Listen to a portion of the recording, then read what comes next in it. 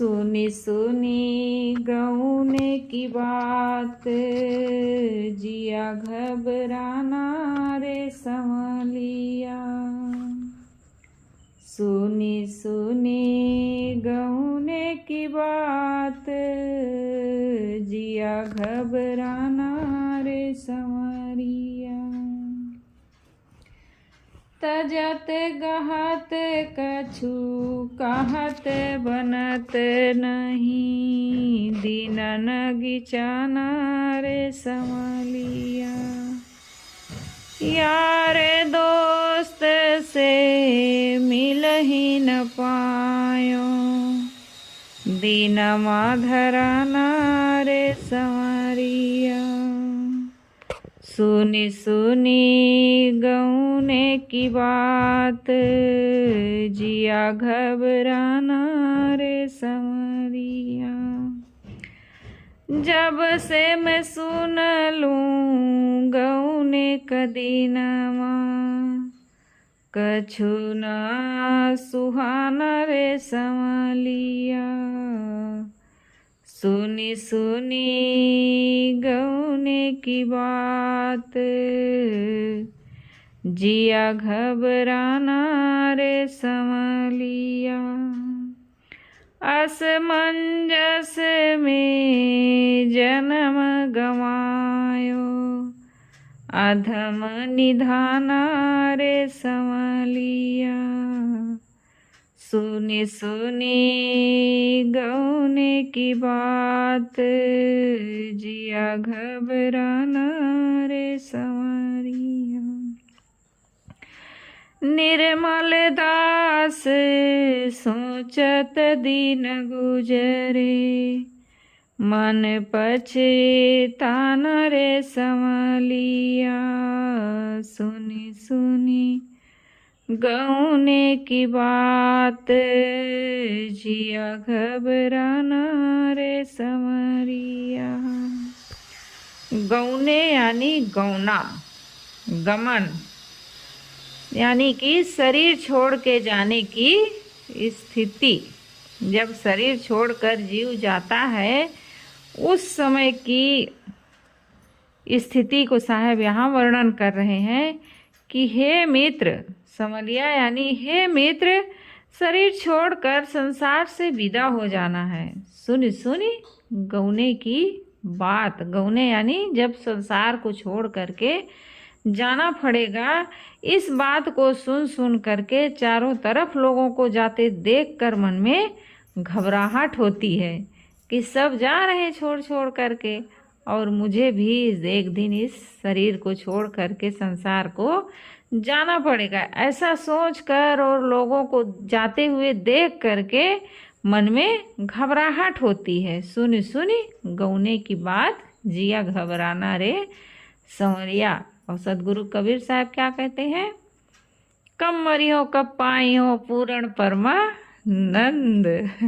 कब मरेंगे और कब परम शांति को प्राप्त करेंगे। इस शरीर में रह करके दुखी तो है, आज तक दुखी तो भोगते रहे, अनेक प्रकार के रोग व्याधि, तो संसार का दुख, घर गृहस्थी का दुख, अन्यादि काल से पता नहीं कितना शरीर धारण किया होगा और दुख ही भोगते आया होगा। कब इस शरीर और संसार से छुटकारा मिले कि मैं परम शांति को प्राप्त हो जाऊं, कबीर साहब कहते हैं। और सदगुरु अभिलाष साहब क्या कहते हैं? रे मौत प्यारी मौत मेरे सामने आया करे। हे मौत, मौत को क्या करें? प्यारी, हे प्यारी मौत, तू मेरे सामने क्यों नहीं आती है? रोज आना चाहिए ताकि मैं आगे अपने कल्याण पथ में बढ़ता रहूं और अपने उस लक्ष्य को प्राप्त कर लूं, परम शांति को प्राप्त। मौत को जो याद करता है वो कभी गलत नहीं करता है। अभी जान जाए कि हमारी मौत कल आ जाएगी, देखो कितना अच्छे से हम जीवन जिएंगे, कभी कोई गलती हमसे नहीं होगी, इतना अच्छा जीवन जिएंगे। और आदमी मौत को ही भूल करके तो अनेक प्रकार के दुष्कर्म करता है, कितनी गलतियां कर रहा है। उसको ऐसे लगता है कि हमें सदैव यहीं बने रहना है, कभी संसार से जाना नहीं है, इसीलिए वो कितना पाप करता है, चोरी करता है, लूटखोरी करता है, बदमाशी करता है, और बलात्कारी करता है, छल प्रपंच करता है, गाली गलौज करता है, जो कुछ पाप आदमी कर रहा है मौत को भूल करके कर रहा है। अगर मौत को याद रखेगा तो कभी गलत काम नहीं कर सकता है। साहब यहाँ पर कह रहे हैं कि सुनी सुनी गौने की बात, जिया घबराना रे संवरिया। हे मित्र, शरीर को छोड़कर संसार से विदा हो जाना है। इस बात को सुन सुन और चारों तरफ लोगों को जाते हुए देख करके मेरा मन घबराता है। तजत गहत कछु कहत बनत नहीं, दिना नगिचाना रे संवरिया। क्योंकि शरीर और संसार का मोह भी सर्वथा त्यागा नहीं जा सका है। जब तक हमारे मन में मोह है तब तक भय बना है, कहीं छूट न जाए, कहीं छूट न जाए। शरीर के प्रति भय है, परिवार वालों के प्रति भय है, धन संपत्ति के प्रति भय बना है। क्यों भय बना है? क्योंकि उनमें हमारा आकर्षण है। जब तक आकर्षण है, जब तक मोह माया में हम डूबे हैं, तब तक हम मौत से भयभीत रहते हैं। और अगर हमें किसी के लिए मोह नहीं है, कभी भी ये शरीर छूट जाए, क्या करना है? गुरुदेव जी कहते थे, एक गठरी लिए घूम रहा हूँ, कहीं भी ये गठरी अब छूट जाए, इसका कोई मोह नहीं है, कभी भी छूट जाए। तो क्यों क्यों मन में घबराहट हो रही है? क्योंकि अभी संसार और शरीर का मोह बचा हुआ है, वो पूर्ण रूप से अभी त्याग नहीं पाए हैं और स्वरूप स्थिति पूर्णतया ग्रहण नहीं हो सकी है। अभी अपनी आत्मा में स्थिति नहीं हुई है, अपने आप का बोध नहीं हुआ है, स्वरूप का ज्ञान नहीं हुआ है। स्वरूप ज्ञान हो भी गया तो उसमें स्थिति नहीं अभी हमारी बनी है। इधर क्षण क्षण मृत्यु का दिन निकट आ रहा है, अभी कल्याण का काम हुआ नहीं है, पूर्ण रूप से मोह त्याग नहीं पाए हैं और मौत का दिन निकट आ रहा है। इसलिए मन में घबराहट हो रही है कि अगर नहीं हुआ कल्याण तो फिर से संसार में आना पड़ेगा और इस दुख को भोगना पड़ेगा। साहब कह रहे हैं क्षण क्षण मृत्यु का दिन निकट आ रहा है, इसलिए कुछ कहते नहीं बन रहा है। दिना नगिचाना रे संवरिया, मौत का दिन नजदीक आ रहा है। यार दोस्त से मिल ही न पायो, दिनवा धराना रे संवरिया। मृत्यु का दिन भले अज्ञात है परंतु वह निश्चित है। भले नहीं जानते लेकिन निश्चित है कि वो आएगी ही एक दिन। ऐसा नहीं है कि नहीं आएगी, उसको आना ही है। भले नहीं जानते कब आएगी, इसको कोई नहीं जानता कब आएगी, लेकिन आएगी, ये पक्का है। उससे हम कितना भी सोचें कि बच जाए तो मौत से कोई बच नहीं सकता है। कहते हैं कि शुतुरमुर्ग जो होता है वो अपनी जब देखता है कि मेरे ऊपर शिकारी शिकार करने आ रहा है, मार देगा, तो अपनी वो जो सिर है, चोंच है, उसको बालू में घुसा देता है। वो सोचता है मैं शिकारी को नहीं देख रहा हूँ तो वो भी मुझे नहीं देख रहा है, ऐसे सोचता है। लेकिन शिकारी तो उसको देख रहा है, शिकारी उसको देख रहा है, वो तो मारेगा ही, लेकिन वो सोचता है कि मैं नहीं देख रहा हूँ तो भी मुझे नहीं देख रहा है। ऐसे हम लोग भी हैं, हम सोचते हैं मौत की याद हम नहीं करेंगे तो मौत नहीं आएगी, लेकिन वो आएगी। इसलिए मौत को रोज़ याद करना चाहिए, रोज़ याद करना चाहिए, क्योंकि वही हमारे लिए सुखकारणी है। मौत को याद करके हमारे भीतर कभी विकार नहीं आएगा, कभी हमसे गलत काम नहीं होगा, हमारी मोह माया टूटेगी। और अगर हम मौत को याद नहीं करेंगे तो भी डूबे रहेंगे मोह माया में, और वो तो आना ही है, उसको वो कभी नहीं छोड़ सकती है हमें, वो तो आएगी ही। कहते हैं एक आदमी को पता चला अब मेरी मौत हो जाएगी, तो बड़ा दुखी था, तो उसे कोई उपाय बताया। वो बहुत बड़ा मूर्ति कलाकार था, मूर्ति बनाता था, तो मूर्ति बहुत अच्छी बनाता था। तो कोई उसको बताया युक्ति कि तुम अपने ही जैसे 8-9 मूर्ति बना लो और उसी के बीच में खड़े हो जाओ, फिर मौत आएगी तो तुम्हें जान ही नहीं पाएगी कि कौन है, फिर किसको ले जाएगी। बड़ा चतुर बनाओ, अपने जैसे मूर्ति बनवा लिया और बना लिया और जा करके उसी के बीच में हूबहू जैसे अपना था सेम वैसे बना लिया और जा करके उसी के बीच में अपना खड़ा हो गया। अब आई मौत, पूरा देख डाली। अब कहते हैं ना, वहाँ से आते हैं तो यमराज पूरा देख लिए, कहीं पता न चले कि ये कौन है, किसको ले जाना है। सब तो ऐसे एक जैसे हैं। लौट गए, दोबारा फिर वहाँ गए, बताए कि वो तो पता ही नहीं चल रहा है। तो कहते हैं यमराज स्वयं अपना वहाँ से आ गए, कहे चलो मैं देखता हूँ कैसे नहीं पता चलता है। तो आए, अब देखने लगे, पता ही ना चले कि कौन है। तो एक युक्ति, उससे कौन बच सकता है। वो कहे यमराज कि ये मूर्ति जिसने भी बनाया है बड़ी अच्छी बनाया है, बहुत अच्छी कलाकारी की है, अगर वो मिल जाए तो हम उसको इनाम देंगे। क्या कहे, अगर मिल जाए तो हम उसको इनाम देंगे। तो नहीं, ऐसा नहीं कहे, बहुत अच्छी मूर्ति बनाया है लेकिन एक कमी रह गई है। क्या कहे, एक कमी इसमें रह गई है। अब अहंकार इतना है, तुरंत निकल पड़े, कहे क्या कमी है बताइए। तुरंत कहे क्या कमी है बताइए। तो कहे बस यही कमी है, तुम्हें ही मैं खोज रहा था और तुम मिल गए। अब चलो तुम्हें हम ले चलते हैं, यही कमी थी तुम्हारे पास अहंकार की। अगर अहंकार ना होता तो आज हम तुम्हें पकड़ नहीं पाते। लेकिन आदमी के भीतर इतना अहंकार है, ये क्या कमी रह गई है। उसने सोचा मैं इतना अच्छी मूर्ति बनाया हूँ, मुझे कह रहे हैं कि इसमें कमी है। तुरंत बाहर निकला और उसको पकड़े और लेकर के चले गए। तो आदमी कितना भी अपने को छिपाने की कोशिश करे लेकिन वो छिप नहीं सकता है, मौत से बच नहीं सकता है। क्या कह रहे हैं, यार दोस्त से मिल ही न पायो, दिनवा धराना रे संवरिया। मृत्यु का दिन भले अज्ञात है परंतु निश्चित है। इधर इस सपने के संसार में यार मित्रों से मिलने की साध अभी पूरी नहीं हुई है। इतना दिन हो गए जीवन जीते, वही वही खा रहे हैं, पी रहे हैं, देख रहे हैं, सुन रहे हैं, मिल रहे हैं, लेकिन आज भी इच्छा पूरी नहीं हुई है। अभी भी मिलने की इच्छा बाकी है। अभी मरने लगता है आदमी तो फिर सबको बुलाता है, इतना दिन तो तुम देख डाले हो, सबको मिलजुल लिए हो, अब मरने के समय सबको बुला लो। जैसे जानते हैं हम बीमार हो गए, सबको बुला लेंगे, क्या जाओ देख लेते हैं। साहब कह रहे हैं कि अभी भी मिलने की साध पूरी नहीं हुई है। जीवन भर मिलते आए, अनादि काल से कितना सब कुछ भोगते आ रहे हैं, लेकिन आज भी इच्छा पूरी नहीं हुई है। अभी भी मन में इच्छा बनी हुई है। जब से मैं सुन लूँ गौने का दिनवा, कछु न सुहाना रे संवरिया। जब से संतों द्वारा मृत्यु की बातें सुनी, तब से वो सब समय सामने झूलती रहती है। जब से सुना हूँ संतों के मुख से मृत्यु की बात, जब से सुना हूँ कि वो आएगी ही, तब से वो सब समय हमारे ही सामने झूलती रहती है। हे मित्र, तब से दुनियावी बातें अब अच्छी नहीं लगती हैं।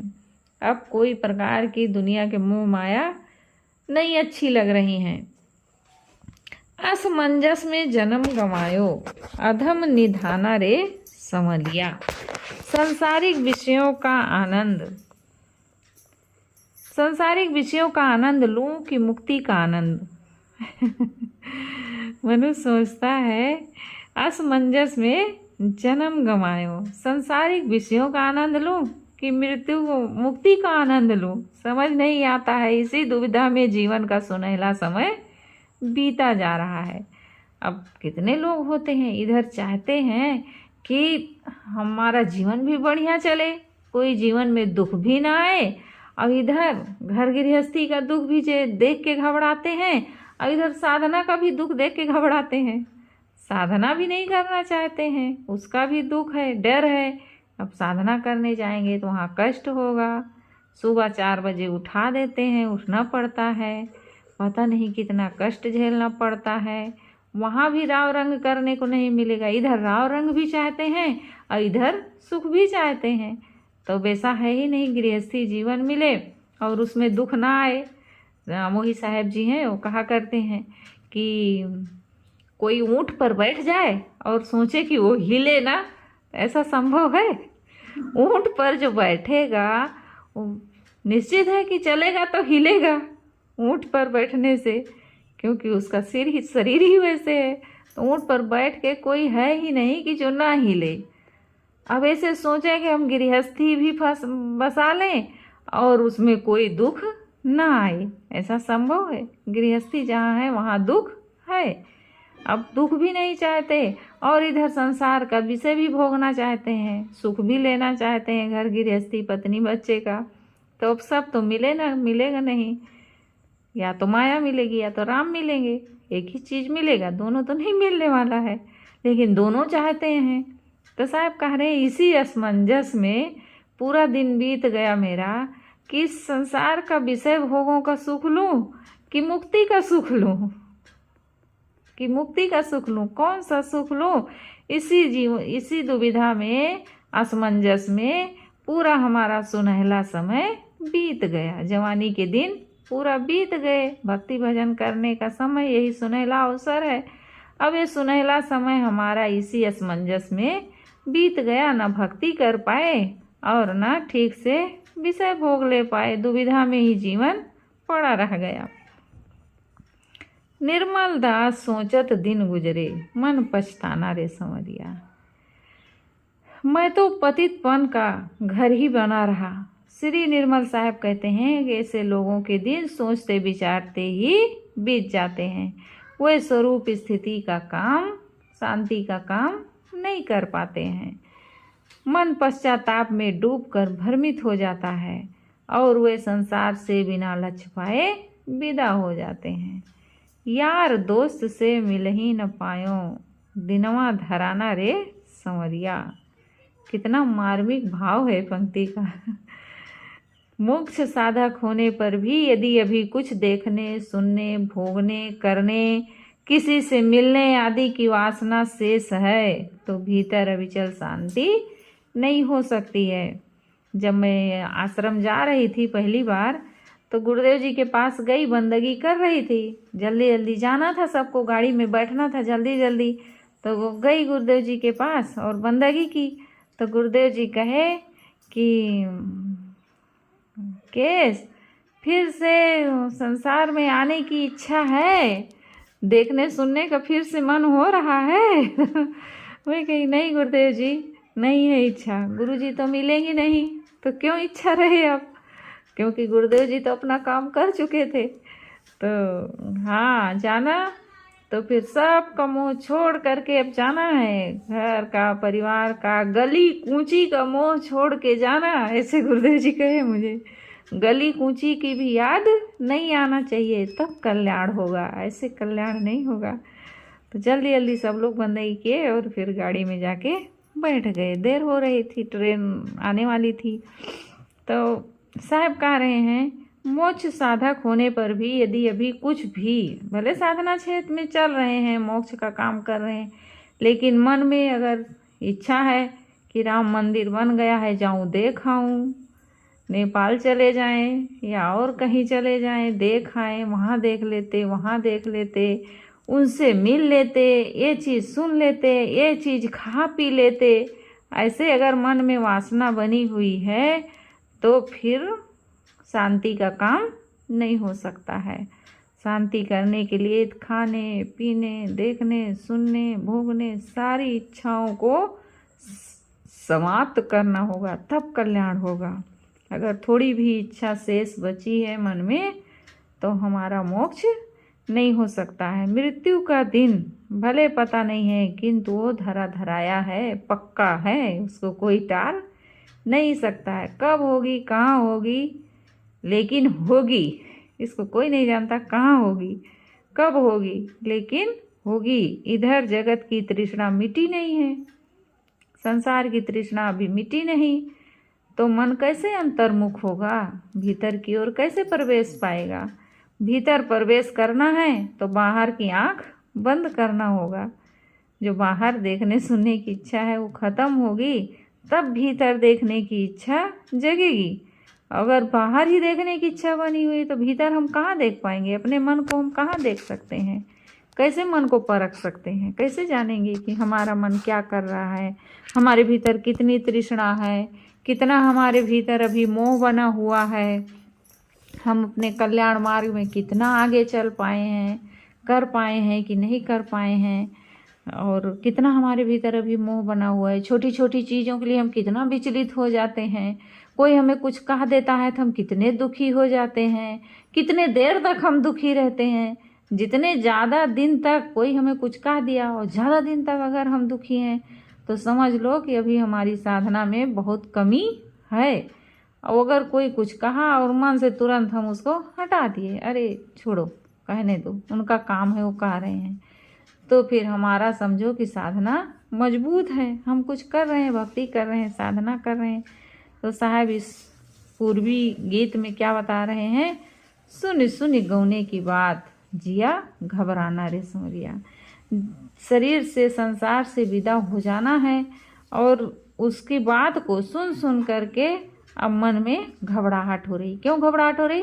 क्योंकि अभी हमारी साधना में परिपक्वता नहीं आई है, अभी हमारे भीतर कमजोरी बनी हुई है, अभी हमारे कल्याण का काम नहीं हो पाया है। हमें शरीर और संसार के प्रति अभी मन में मोह बना हुआ है, उसको हम त्याग नहीं पाए हैं, इसलिए हमारा मन घबरा रहा है। बोलिए सद्गुरुदेव की जय।